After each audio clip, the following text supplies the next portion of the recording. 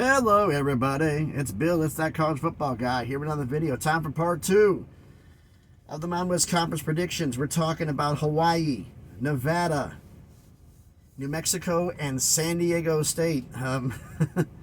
Yeah, this is going to be an interesting one here. This is collectively, you look at this, this is the bottom of the conference for the most part. That's kind of a spoiler alert, but not all of them. A lot of things to get into here. So, shall we get into this? So, first off, let's talk about Hawaii. They were 5-8 last year. They played a 13th game because of the Hawaii Manoa Rule, which, for those of you who don't know, the Hawaii Manoa Rule states that the University of Hawaii every year, plus any university that plays a road game at Hawaii, is allowed to schedule a 13th game at home to make up travel costs. That's the Hawaii Manoa Rule. So Hawaii this year decided to take advantage of it and schedule another non-con to make some money. So they were 5-8 last year. Vegas has got their win total for this year at 4.5. So not as I expect so much. Timmy Chang, begin his third year there. He's 8-18 in 2 years at Hawaii. Braden Schrager is back under center. He did okay last year, but can he improve to get better? Wide receiver room, I'll be perfectly honest, with that and transfers, this is the best wide receiver room they've had in probably a decade. And that's a good thing for them. The run game, however, basically was non-existent last year, and they have to drastically improve for this team to get better. Defensively, secondary was okay. Linebackers were okay. But the front seven as a whole, no pass rush. The secondary did what they could do, but the problem was they were constantly running for the last because the quarterback had all day to throw. That's got to improve here. So let's take a look at their schedule, how they're doing this season. Start off with at home against Delaware State. That's a win. Then they're at home again against UCLA. We saw the Big Ten predictions. What a shock. It's a loss. Then they have a bye. They're on the road at Sam Houston State.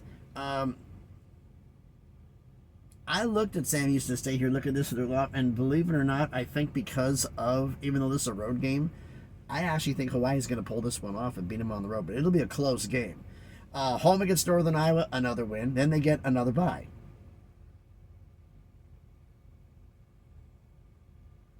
Now, why are they getting, they actually have 3 byes because the Delaware State game, I believe, is a week 0 game, but they have 3 byes this year. Then they're on the bye on the road at San Diego State. You lost to them by 7 at home last year. You're on the road, you're losing again. Then you're at home against Boise State. I covered that in part 1. That's a loss. On the road at Washington State. They just have more talent than you do. That's a loss. Then you're home against Nevada. And you beat them by 12 on the road last year. 13 on the road last year. You're at home this year. They got to travel.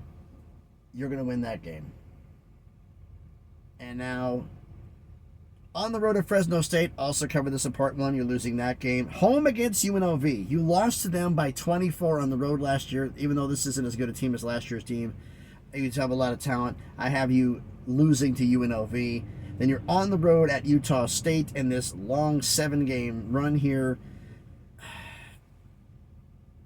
And unfortunately, because of that, because it's 7 games in a row here, this is a bad stretch for you, and you're on the road traveling to Utah.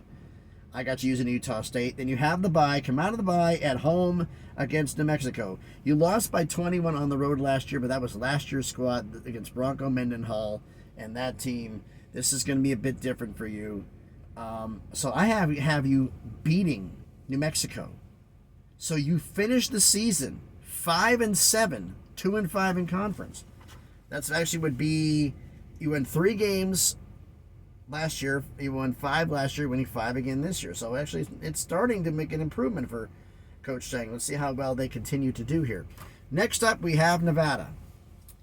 2-10 last year. Vegas has got your win total at 2.5. They are not thinking that much. Outs Kevin Wilson, in comes Jeff Choate, who was previously, he'd been an FCS head coach, but for last year was the co-defensive coordinator at Texas. He's got a job ahead of him. He has a job ahead of him. How well can he get everybody together and up to speed? It's going to be a task. Matt Lubitsch, I think his name is. He's coming in. The OC, how quickly can he improve this offense? I mean,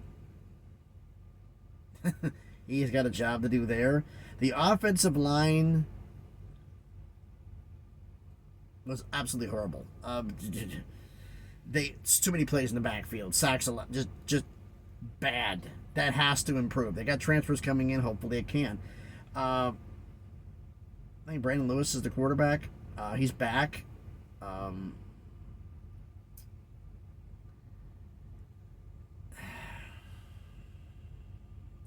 My main thing for him is with the offensive line being so bad is he actually have time to throw as he didn't last year. The run game was okay when they had running lanes because the offensive line was so bad. The wide receiver room is a complete rebuild. Pretty much everybody's gone. So offensively, it's just not looking good. Kane Ione comes as the defensive coordinator. He was with Boise previously. He's got a job to do. The linebacker and the secondary rooms are actually okay. They can actually make some plays. The defensive line, though, was the problem. We were atrocious run stopping and pass rush. That has to improve quickly. It's going to be a long year. So should we get into Nevada's schedule? Well, they start off the season at home against SMU. I covered this in the ACC predictions. That's a loss.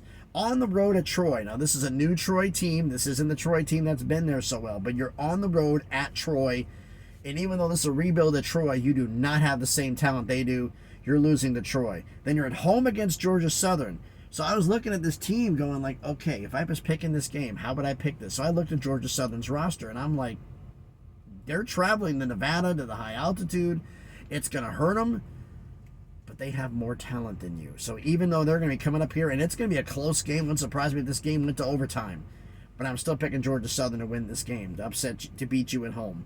Then you're on the road at Minnesota. Cover that in the Big Ten predictions. You're losing that game. Then you're home against Eastern Washington. Eastern Washington, one of the better FCS schools, at least it seems like in certain games. And when they're playing Mountain West schools, it just seems that way. And this one will be a dogfight, but I have you winning this game to get your first win of the season. So you're 1-4 going into the bye. Come out of the bye on the road at San Jose State. The case is going to be for a lot of these games with Nevada. They just have more talent than you do. And you losing to San Jose State, home against Oregon State. Oregon State's getting the win there. Home against Fresno. Covered this in part one. You're getting a loss there. So you've already got 3 losses. I know Oregon State's a loss. San Jose loss. Fresno loss. At Hawaii, literally just covered this. There's a loss there. Home against Colorado State. Covered this in part one. You lose there. On the road at Boise. So you played 5 games in a row. Now you got to go on the road at Boise, the best team in the Mountain West. One of, actually, I'd say the best team in the Mountain West because they're at this point in time for the predictions. And you're losing that game. So you come out of the bye at home against Air Force, cover this in part one. They have more talent. You lose to them. You're on the road at UNLV. This is the Fremont Cannon game, most expensive trophy in college football. They beat you by 18 at home. Now you got to travel to Vegas, even though Vegas doesn't have a home field advantage. You're losing to UNLV. So that means Nevada's going to go 1-11, 0-7 in conference. Yikes! Now we've got New Mexico. The Lobos, Bronco. They were 4-8 last year. Vegas has got their win total at 1.5. they don't expect much. This is basically a gut job. I mean, anything and everything is gone. Bronco Mendenhall comes out of retirement to take this long, and this is, if expecting a 1-year turnaround for this is absolutely ridiculous. This is not happening. They are not going to have a rebuild this fast. It's not. It's just not, folks. It's just not. They're just not going to have the rebuild. So it's a big test. Jason Beck comes in. He used to be the offensive coordinator at Syracuse. Yeah, Bronco Mendenhall's got pulled. He got some pretty damn good coordinators. He's got a tall task ahead of him reworking the offense. They did score some points last year. It was over 300 almost. I think it was over 350 last year. They did score. Just couldn't stop anybody. I think it's Devon Dampier. Takes over starting quarterback.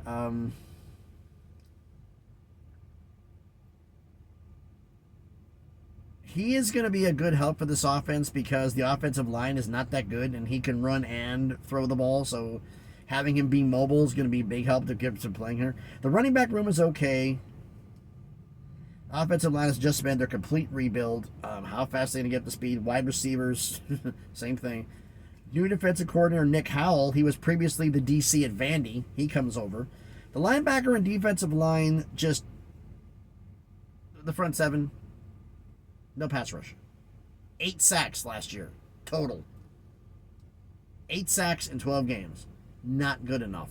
That has got to improve. Secondary, they did everything they could to tripe anything, but you can't do everything. They were tackling machines. They did what they could, but with no pass rush, it was a long year for them. They were tired, worn out. Guys left, new ones come in. I feel sorry for them, and I feel they're going to have a long year again.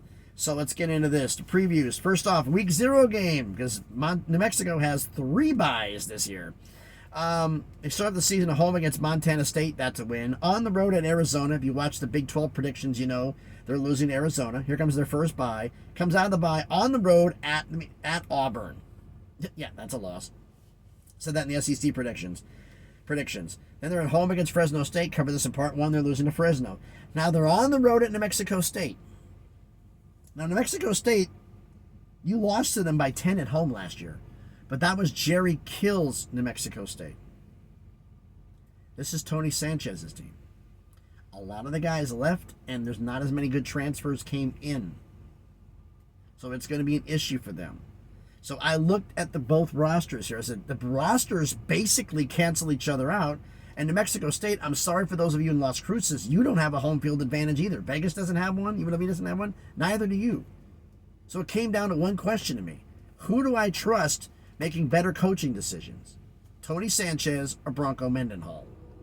I'm choosing Bronco Mendenhall. So you're going to beat New Mexico State on the road this year. Then you get your second bye of the season. Come out of the bye at home against Air Force. I cover this in part 1. You're losing that game. On the road at Utah State. As I said a lot with the Nevada predictions, even though they're on the road, they just have more talent than you. You're losing to Utah State. And more talent than you. It's just, you're on the road facing them. It's just too much. Colorado State, cover this in part 1. Same thing. You're losing that one. Home against Wyoming. You lost to them by 9 on the road. Now you got to face them at home. They have more talent. You're losing that game. On the road at San Diego State. This basically, you treat this like a coin flip between the two. And I think it's a coin flip game. You're on the road, you're losing this game. And then home against Washington State, again, too much talent. You're losing that game. Then you get the bye. You come out of the bye on the road at Hawaii. Now, I cover this in the Hawaii game, is even though you've got the bye, 2 weeks to get used to Hawaii weather, they have more talent than you. You're on the road, even with an extra week to prepare, I've got Hawaii beating you. That means you're finishing the season 2-10. 1-6 in conference. And now comes the perhaps most interesting story in the Mountain West. Former perennial power San Diego State. 4-8 last year. Vegas has got their win total of 5.5. Sean Lewis comes in. He was the offensive coordinator of Colorado. He got demoted. I'm going to say my personal opinion. He got demoted because he didn't cater the offense to Shedeur. If you watch Kent State, when Sean Lewis was the offense, that thing was running so fast you couldn't keep up. It was an incredibly frenetic pace. To give you a frame of reference, as a Tennessee fan, with Josh Heupel's high-powered, fast-paced offense, Kent State's offense ran as fast or faster than Tennessee's did. There would be routinely 14 to 20 seconds left on the play clock when the ball snapped. So it's meaning. And one thing lets you know, Sean Lewis is calling his own plays. He's going to be his own offensive coordinator. He's going to call his own plays. So this is going to be a work in progress because you're going to have people that have high stamina to run this fast-paced offense. And defensive players, you have to have them interchanging because they're going to just be worn out. Now, who is your starting quarterback? I mean, you got a nice young kid coming in as a prospect. Other ones, I think the leader in the clubhouse right now, we'll find out in fall camps, FSU transfer AJ Duffy. I think he's the leader in the clubhouse. We'll find out then. Running back room, it's kind of funny. I looked at the running back room, and it's like, it's just deja vu all over again, quoting the Yogi Berraism. San Diego State, great running back room. It's a tradition. going back for over decades, since Marshall Faulk. They have always had 1,000-yard rushers there. And I look at this team, they had one last year, and with all the problems they had, they've got guys who can do it again. So I expect a 1,000-yard rusher out of it, and Sean Lewis runs out of the shotgun at times, which is really going to throw some people off. So I think they're going to have a great time running the football. Offensive line, they're going to have some serious adjustments to do. There's the transfers and everybody coming in, but it's a fast-paced offense. They're going to do things quick. The entire offense is going to have to rework here. So it's going to be working at lightning speed. Defensively, Eric Schmidt comes in. He was the former special teams coach and edge rusher coach at Washington. He said that the fact in the press release to, I forgot the San Diego State newspaper, he's switching the defense from a 3-3-5 to a 4-2-5, more defensive line focused. So we'll see how well that translates. And also in the 4-2-5 system, he's running 3 safeties. 2 corners, 3 safeties. So now if a safety, the star comes up to help out, you can. That's the whole reason for his offense, to let you know how this works. Defensive line's okay. The linebacker room could be the stars of the offense, stars of the defense, and they're going to have to be. be honest. The secondary is basically a complete rebuild. And very young. This is going to kind of be like a work in progress all season long with San Diego State. But shall we get into this? All right, you start off the season for San Diego State at home against Texas A&M Commerce. That's a win. Then you're at home again against Oregon State. You played them last year, San Diego State. You lost to them by 17 on the road. Now you've got them at home. No different. You're losing that game too. Then you're on the road at Cal. I covered this in the ACC predictions. Cal's got more talent than you do. You're losing to Cal. You get your first bye of the season. You're on the road at Central Michigan. This game is coin flip. It's a coin flip game. And you're on the road. You're catching that L. Then you're home against Hawaii. Literally covered this at the start of the video. You're going to beat Hawaii in a big game for you. Then you're on the road at Wyoming. They have more talent. Plus you're on the road. You're losing to Wyoming. Then you come out of your second bye. Now you got 6 straight to finish the season. Home out of the bye against Washington State. This game is going to be close with time to prepare, but they got more talent. Washington State's going to beat you. Then you're on the road at Boise State. Cover this in part 1. You're going to lose to Boise. Then you're at home against New Mexico. I literally just covered this just a little bit ago. Coin flip game. You're beating New Mexico. Here's where it drops out. On the road at UNLV, they have more talent. You're on the road, and even though it's a neutral site based on the environment, they're in Vegas at Legion Stadium. You're still losing UNLV. On the road at Utah State, you beat them by 8 at home last year. They're not happy about that. And you're on the road? Oh yeah, they're going to run it up and beat you. And then you're at home against Air Force. I covered this in part 1. Just that right now. You're not beating Air Force. You catch another L.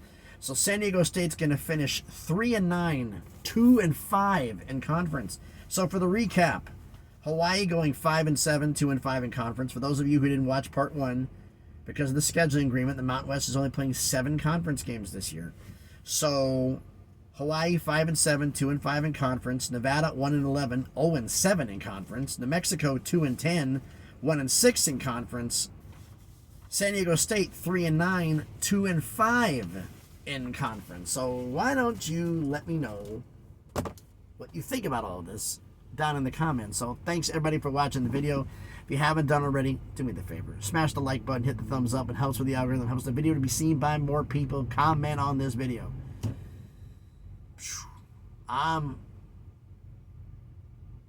You have 2 schools that are basically in a complete rebuild. Actually, technically 3. Nevada, New Mexico, and San Diego State. All 3 are going to have long roads ahead of them. But all 3 of them, within a few years, could be very good. But, like I said, Bronco Mendenhall in New Mexico is intriguing. Sean Lewis in San Diego State, that offense gets running. Hello. That offense gets going. I can't wait to see San Diego State and Boise go head-to-head, or San Diego State and Wyoming once they get that offense figured out. San Diego State It's going to be interesting, folks. If Sean doesn't get snatched up for a power job by then, we'll see. But let me know what you think about all 4 of those schools down in the comments. Share the video if you want to, and if you haven't done it already, do me a favor. If you already subscribed to the channel, thank you so much for doing so. But if you haven't done it already, check out some of the other videos I've done. They're not all just scheduled predictions, trust me. It's just the end of before the start of the season when I get all these in. Get all these in here, so if you check out all the videos. If you like them, hey, subscribe to the channel. You're on the way to 700 subscribers, slowly but surely on the crawl to 1,000, and make some things happen. So again, thanks everybody for watching the video. Part 3 tomorrow. Part 2 today, part 3 tomorrow. I did part 3 at the start of this, didn't I? I'm an idiot. Part 2. Part 3 tomorrow.